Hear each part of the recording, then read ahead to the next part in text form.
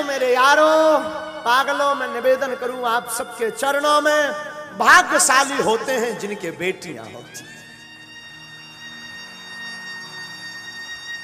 पागलों करोड़ों की बात बोलूं तो लाखों करोड़ों की बात है। बेटियां भिखारियों के घर पर पैदा नहीं होती, उस अमीर के घर पर पैदा होती है जो बेटी को दूसरे के घर दान देने के लिए तैयार रहता है। बेटियां भिखारियों की संपत्ति नहीं है, बेटियां अमीरों की संपत्ति है।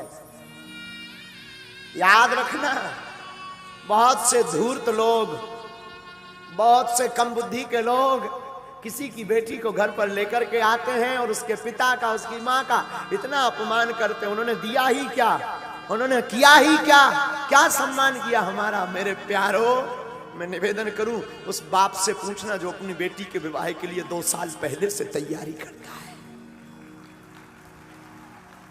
रात और दिन एक कर देता है। वो पिता अपनी बेटी के लिए एक एक कपड़ा, एक एक वस्त्र, एक एक भोजन का सामान, एक एक बर्तन संजो करके रखता है कि बारात आएगी ताकि किसी को कोई असुविधा ना हो। और तुम एक रात में जाकर के पूरे कार्यक्रम को तहस नहस करके आ जाते हो और उसी बाप की 2 साल की मेहनत को 2 शब्द कह करके तुम पानी में बहा देते हो।